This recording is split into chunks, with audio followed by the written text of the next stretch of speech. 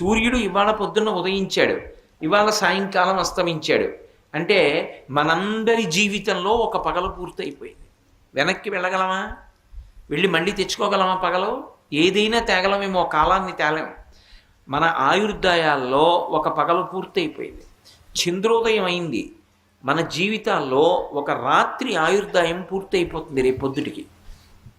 మళ్ళీ చంద్రుడు అస్తమించి సూర్యోదయం అయిందనుకోండి, ఒక రాత్రి పోయింది. మళ్ళీ సూర్యోదయం అయి సూర్యాస్తమయం అయితే ఇంకో పగలు పోయింది. సూర్యోదయ సూర్యాస్తమయాల్లో, చంద్రోదయ చంద్రాస్తమయాల్లో కాలము గడుస్తుంటే మన అందరి ఆయుర్దాయము క్షీణించిపోతుంది. అమ్మవారికి, ఆవిడకి అలా ఉండదు. ఆవిడికి సూర్యుడు చంద్రుడు ఇద్దరూ కూడా ఆమెకి తపనోడుపమండల, ఆవిడ రెండిటినీ కూడా చెవికి తాటంకములుగా, రెండిటినీ చెవులకు ఆభరణాలుగా పెట్టుకుంటుంది.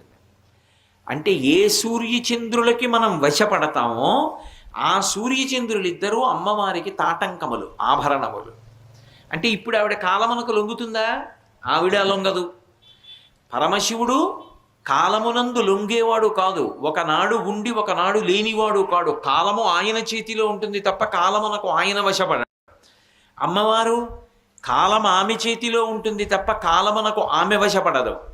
వాళ్ళిద్దరి యొక్క కొడుకు కాలం ఆయన చేతిలో ఉంటుంది తప్ప కాలమునకు వశపడడు. అందుకే ఎప్పుడూ పిల్లవాడిగా ఉంటాడు. అందుకే పరమశివుడు చూడండి, ఎప్పుడూ యవ్వనంలో ఉంటాడు. అందుకే చిత్రం వటతరోర్మూలి వృద్ధా శిష్యా గురుర్యువా. ఆయన దక్షిణామూర్తిగా కూర్చుంటే యువకుడిగా యవ్వనంలో ఉన్నవాడిగా కూర్చుంటాడు. శిష్యులు వృద్ధులైనటువంటి వాళ్ళు ఉంటారు.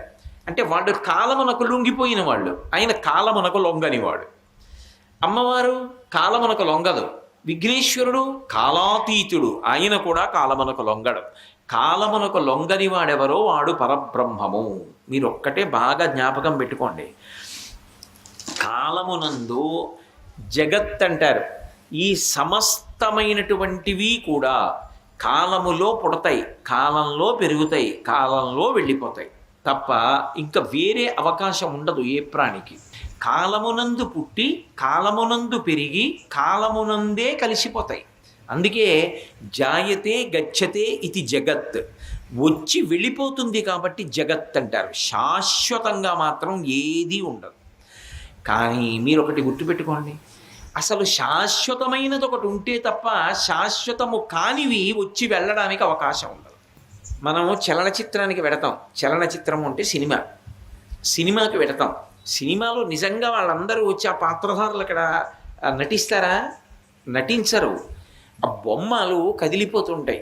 కానీ నిజానికి అక్కడ వాళ్ళు ఎవరైనా ఉన్నారా? లేరు. అసత్యం.